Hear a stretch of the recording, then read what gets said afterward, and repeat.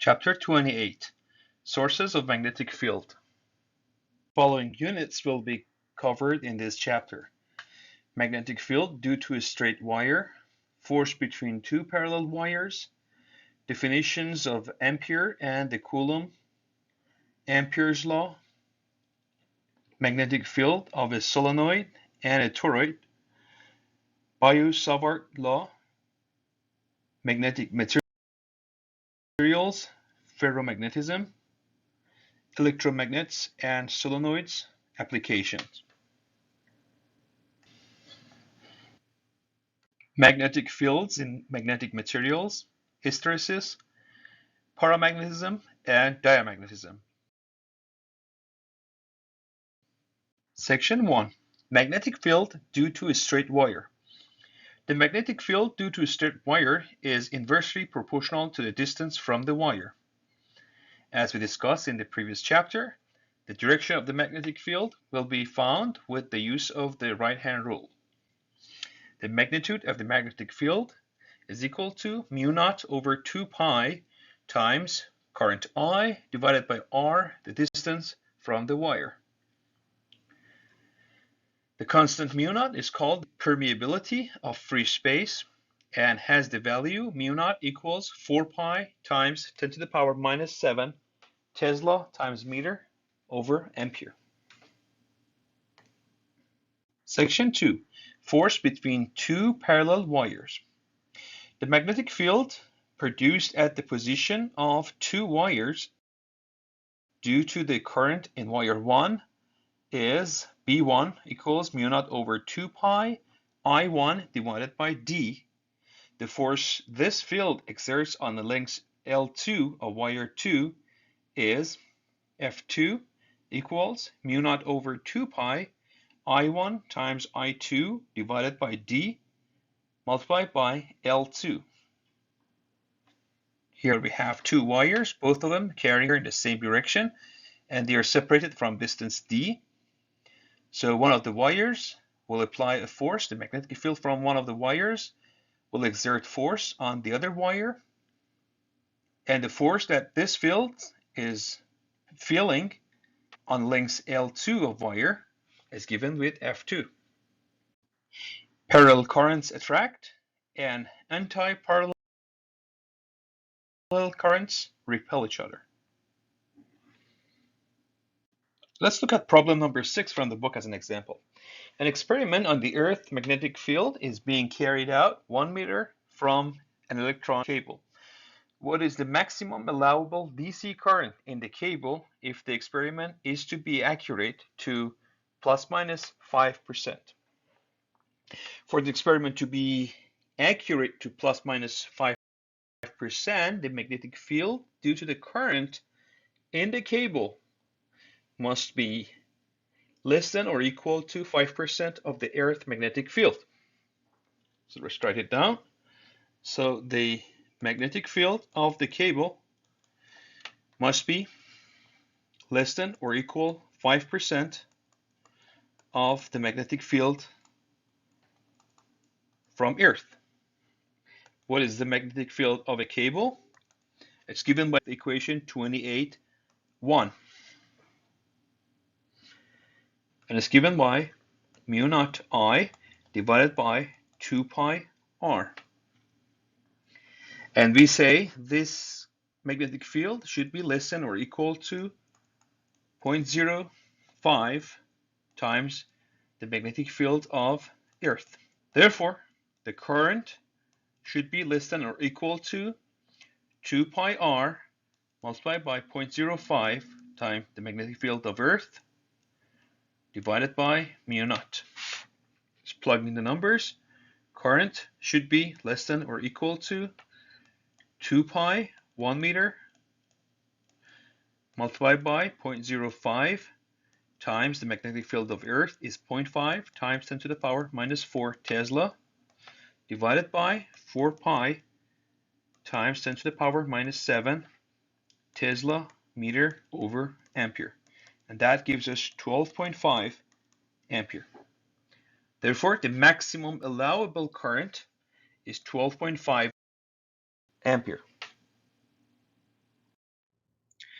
Another example, problem number 12 from the book. Two straight parallel wires are separated by 6 centimeters, and there is a 2 amp DC current flowing in the first wire. If the magnetic field strength is found to be 0 between the two wires and a distance of 2.2 centimeters from the first wire, what is the magnitude and direction of the current in the second wire? So we can say this is the direction for the current for first current. We don't know the direction of the second current, and we say at a point 2.2 centimeter from the first wire, the net magnetic field is 0. So using the right hand rule, we know at this point the magnetic field from the first wire is pointing into the page, and therefore if we want to have a net magnetic field 0 at that point, we should have an opposite direction of the magnetic field from the second wire. And using the right hand rule, if you want to have a magnetic field pointing out from the page, we should have the current the same direction in the second wire. Therefore, we say net magnetic field is equal to 0, and that is equal to mu naught I1 over 2 pi R1 minus mu naught I2 over 2 pi R2. I2 equals R2 divided by R1 multiplied by I1. Now plugging the values, so we have 6 centimeter minus 2.2 centimeters. This is the point we were talking about, divided by 2.2 centimeter, multiplied by 2 ampere. If we do the math, we have I2 equals 3.5 ampere, and the current is at the same direction as the first wire.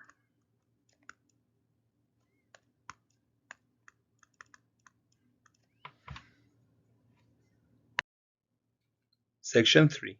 Definitions of the ampere and the coulomb. The amperes is officially defined in terms of the force between two current-carrying wires.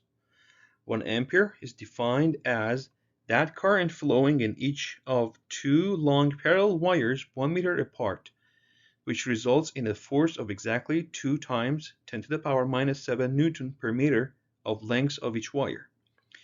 The coulomb is defined as exactly 1 ampere second.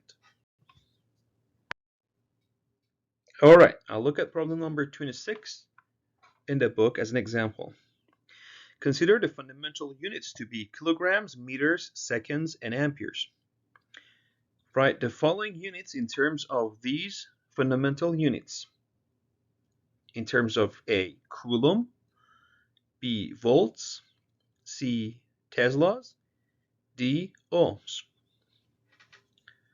So start with part A, and it's asked to write down the units, these units in terms of coulombs.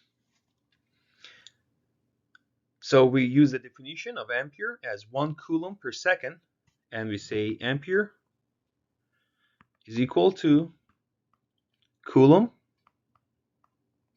divided by second. From here we say coulomb is equal to ampere times second. Part B, it says use the two equivalent unit definitions for electric field, and we say Newton per coulomb, and that is equal to volts per meter for the electric field. Solve it for volts is equal to Newton times meter divided by coulomb.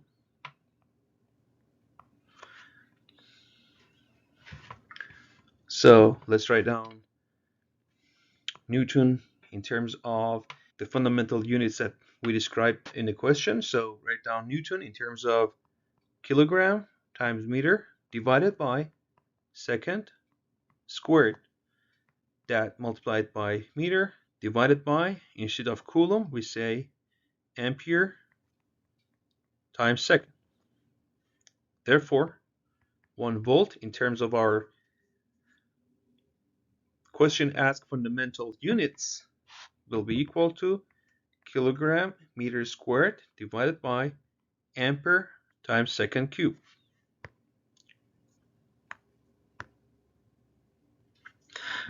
For part C, Teslas, we use the magnetic force equation. Say force is equal to I times L crossed with magnetic field B. So 1 Newton is equal to ampere times meter times Tesla, right? So we say 1 Tesla is equal to Newton divided by ampere times meter. Now instead of Newton, we say kilogram times meter divided by second squared. For the denominator, we say ampere times meter.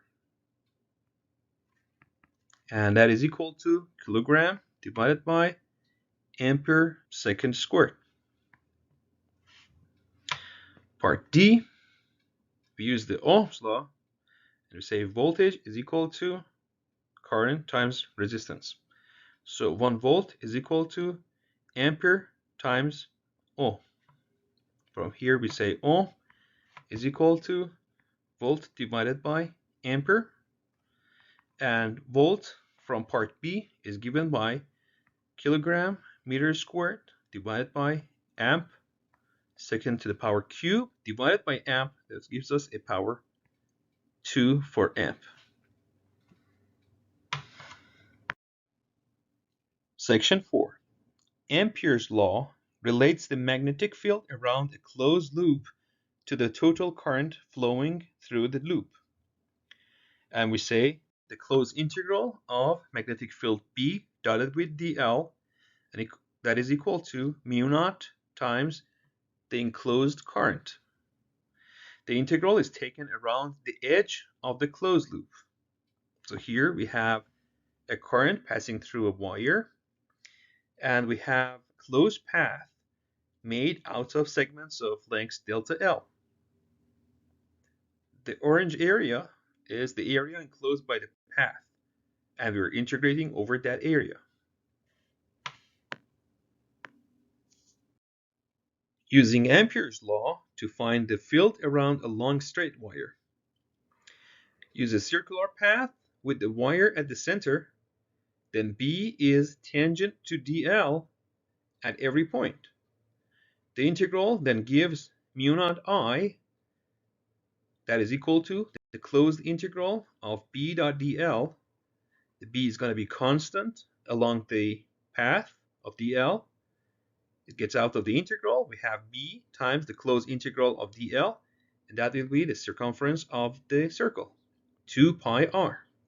So B is equal to mu naught I over 2 pi r, as we found before. Solving problems using Ampere's law. Ampere's law is only useful for solving problems when there is a great deal of symmetry. Identify the symmetry first. Choose an integration path that reflects the symmetry. Typically, the path is along lines where the field is constant and perpendicular to the field where it is changing. Use the symmetry to determine the direction of the field. Determine the enclosed current. Section 5. Magnetic field of a solenoid and a toroid. A solenoid is a coil of wire containing many loops. To find the field inside, we use Ampere's law along the path indicated in the figure. So these circles with dots or these crosses are representing the wires carrying current, either into the page with the cross or out of the page with the dot. Magnetic field will be constant and parallel, as we can see, with the blue lines indicated with capital B between the wires inside the solenoid.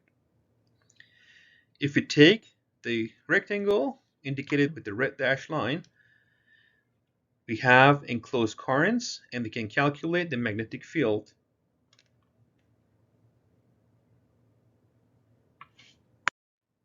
For such a problem, the field is 0 outside the solenoid, and the path integral is 0 along the vertical lines.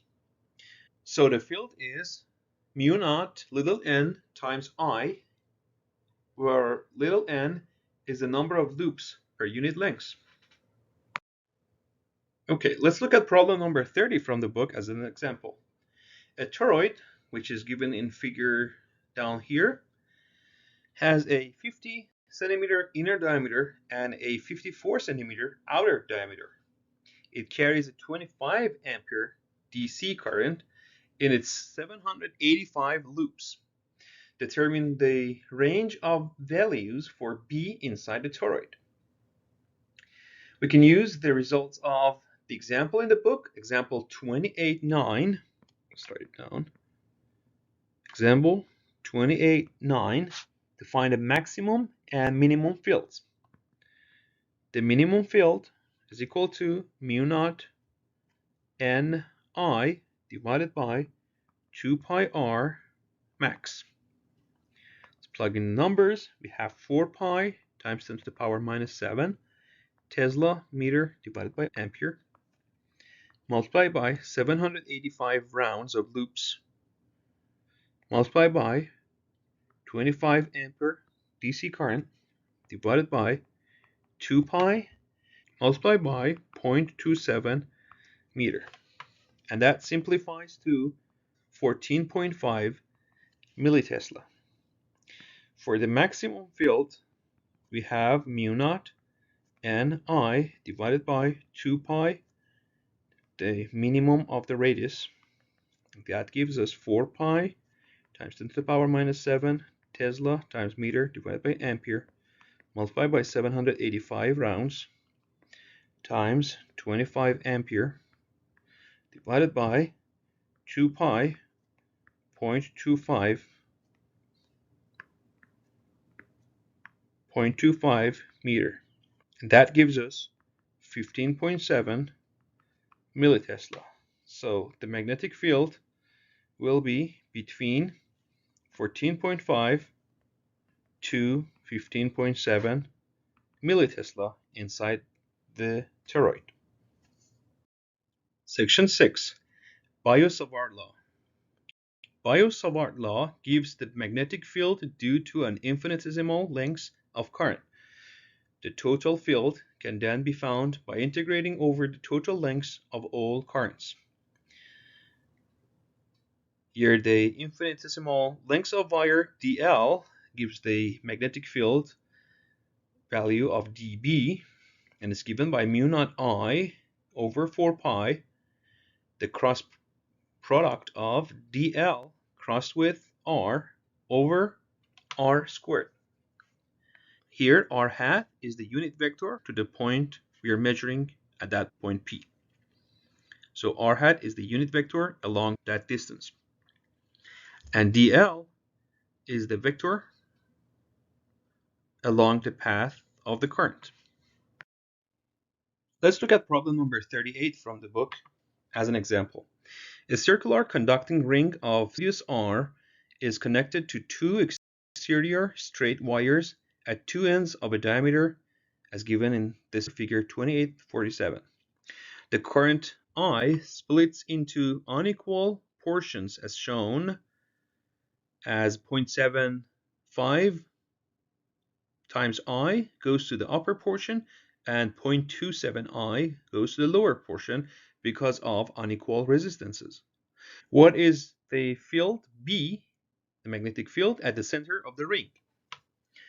So we should say, since the current in the two straight segments flows radially toward and away from the center of the loop, these two portions do not contribute to the magnetic field at the center. We calculate the magnetic field by integrating equation 28.5 along the two curved segments, the upper segment and the lower segment. Along each integration segment, the current is perpendicular to the radial vector. So here is the current this point. So here is DL, and here is R hat. So these two are perpendicular to each other. Also, we should point out that the radial distance from the center of the circle to the segment of the wire is a constant equal capital R. By the right-hand rule, the magnetic field from the upper portion will point into the page, and from the lower portion, the magnetic field is out of the page. So we say magnetic field is equal to mu naught I 1 divided by 4 pi, the integral over upper segment ds divided by r squared k hat plus mu naught I2 divided by 4 pi, the integral over the lower portion ds divided by r squared minus k hat. So let's write down this one as mu naught pi r. That's the half of the circumference of the circle for the upper and the lower portion, divided by 4 pi r squared times k hat, and we have I1 minus I2. Let's plug in the values. So we have mu naught over 4 r times 0.25 I minus 0.75 I times k hat. That will be simplified as mu naught over 8r times I k hat. There's a minus sign. That is the magnitude and direction of the magnetic field at the center of the circle pointing into the page. Section 7. Magnetic materials and ferromagnetism. Ferromagnetic materials are those that can become strongly magnetized, such as iron and nickel. These materials are made up of tiny regions called domains. The magnetic field in each domain is in a single direction.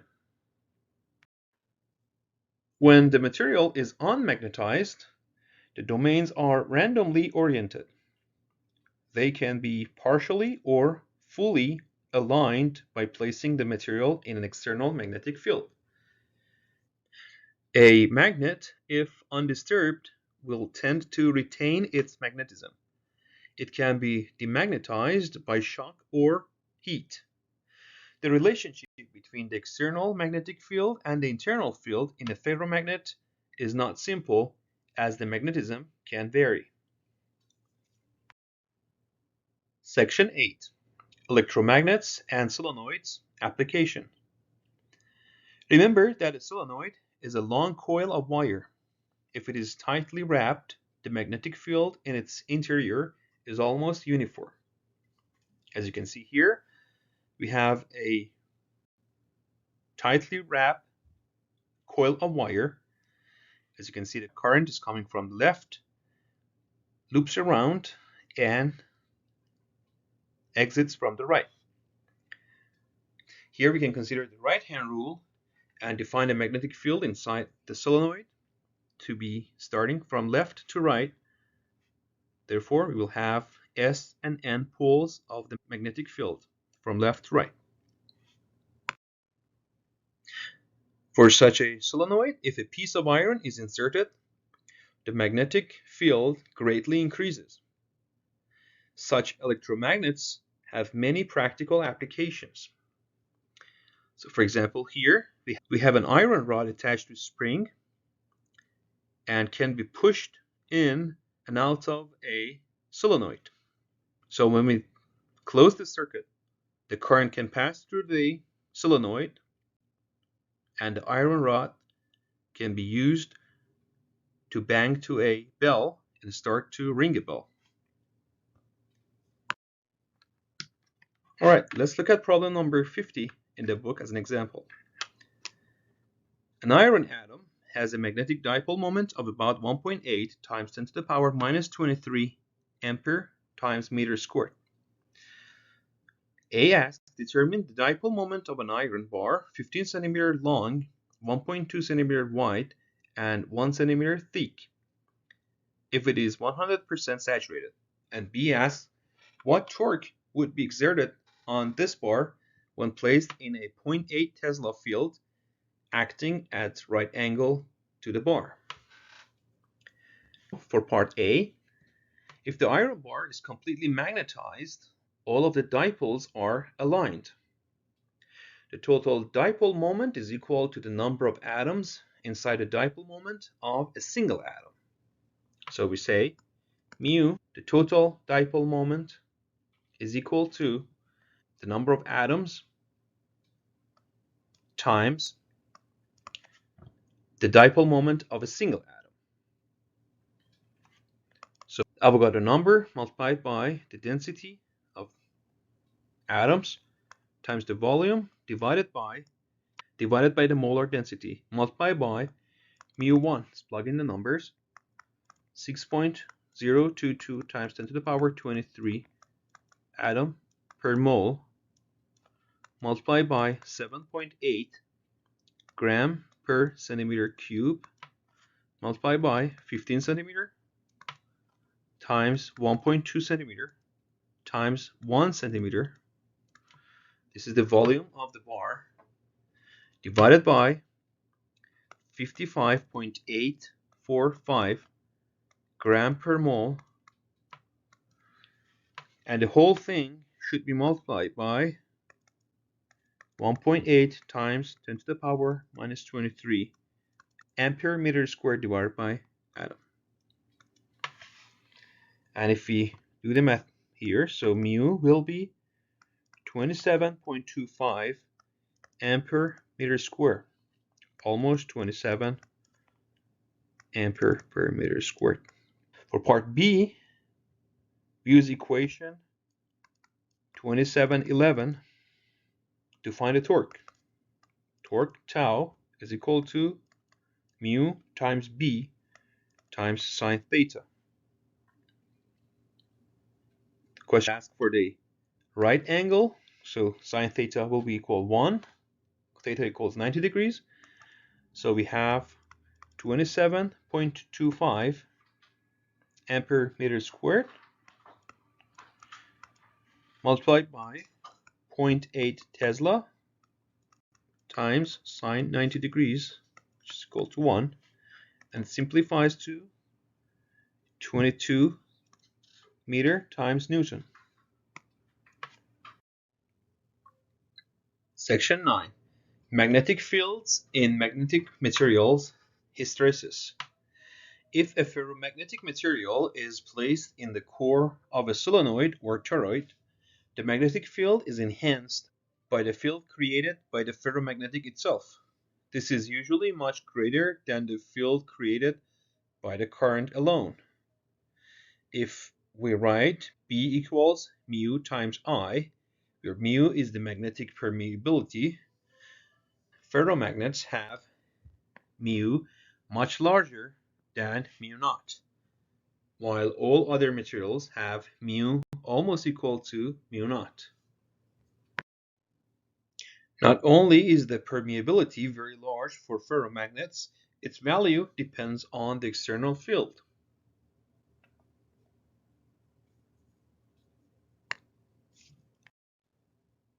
Furthermore, the induced field depends on the history of the material. Starting with unmagnetized material and no magnetic field, as here, there's no external magnetic field and there's no magnetism. Part A, the magnetic field can be increased, decreased, reversed, and the cycle can be repeated. The resulting plot of the total magnetic field within the ferromagnet is called a hysteresis loop. As you can see here, start from A, go to B. As we decrease the magnetic field, it doesn't fall on its initial line, and goes from B to C, from C to D, D to E, and then if we start to increase the magnetic field, it doesn't fall on top of its original path and follows another path, goes from E to F to G, G to B, and then this is called the hysteresis loop. Section 10. Paramagnetism and diamagnetism. All materials exhibit some level of magnetic behavior. Most are either paramagnetic, mu is slightly greater than mu naught, or diamagnetic, mu is slightly less than mu naught. The following is a table of magnetic susceptibility, chi sub m, where chi is defined as mu over mu naught minus 1. As we can see here, for example, the susceptibility for aluminum is 2.3 times 10 to the power minus 5, which is a paramagnetic material. On the other hand, we have, for example, copper as a diamagnetic substance with a susceptibility chi of minus 9.8 times 10 to the power minus 6.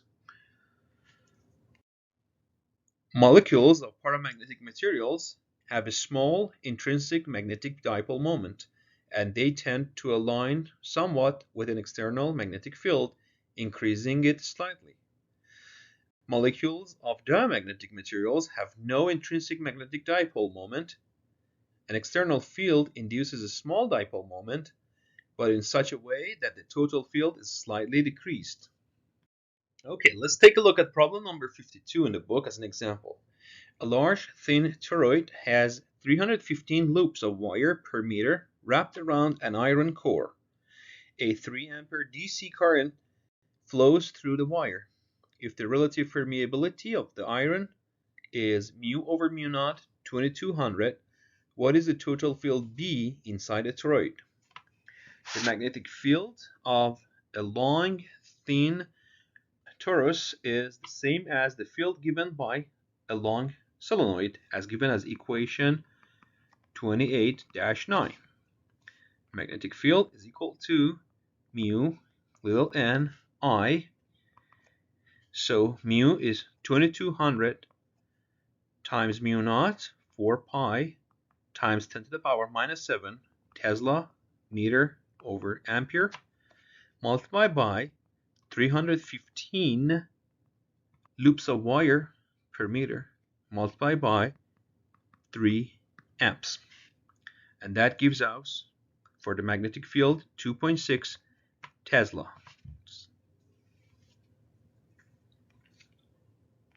Summary of chapter 28. Magnitude of the field of a long straight current carrying wire is given by B mu naught over 2 pi multiplied by I over R near a long straight wire. Force of one current carrying wire on another defines the ampere. Ampere's law, integral over a closed loop of B dotted with dl is equal to mu naught times the enclosed current. The magnetic field inside a solenoid is given by B equals mu naught times N times I. Biot-Savart law gives dB equals mu naught I over 4 pi multiplied by the cross product of dl cross with r hat over r squared. Ferromagnetic materials can be made into strong permanent magnets.